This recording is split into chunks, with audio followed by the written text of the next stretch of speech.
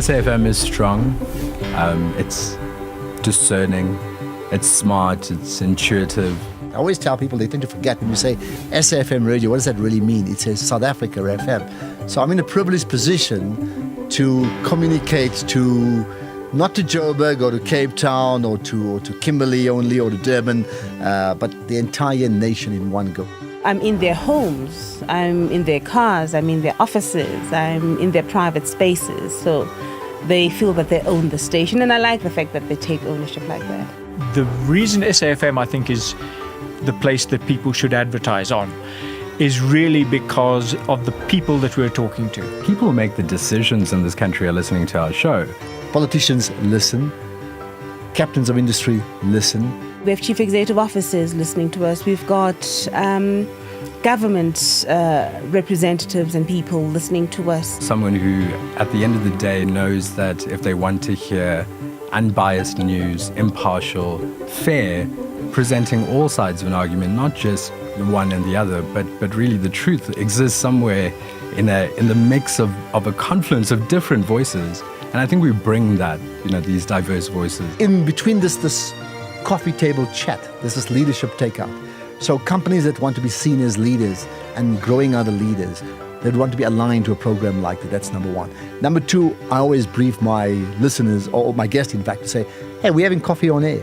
So it's pretty obvious. Coffee company, think about it. I don't have to mention the name, you know who you are. Get on board. I mean, it's pretty obvious. Then around, the entire show, besides even like sort of title sponsors, there are opportunities for every company that knows that people who aspire to wanting to do more will be people who want to be upwardly mobile, so they would want to buy bigger products, global companies, they would understand them better. So the opportunities are there. So when you advertise, you're not just talking to the guys who are buying your product, but you're talking to the guys who make the decisions that may influence your product. The brand speaks to the person that you want to reach. The brand speaks to the person who makes decisions, whether it's in the home or in the office. Radio in South Africa is still the most powerful medium because of its vast reach, and it's still relevant. Radio in South Africa is relevant. You can do the personal finance slot, or you could sponsor the property matters slot, or you could sponsor the open line, or you could sponsor...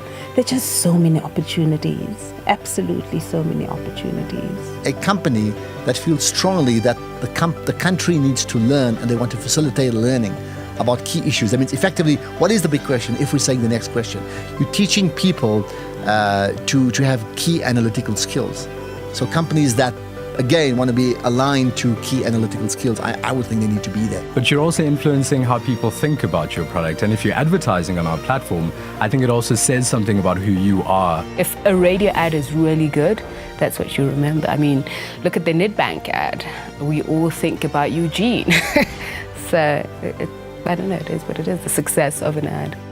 We have this nice mix. It's such a beautiful representation of society, of South African society.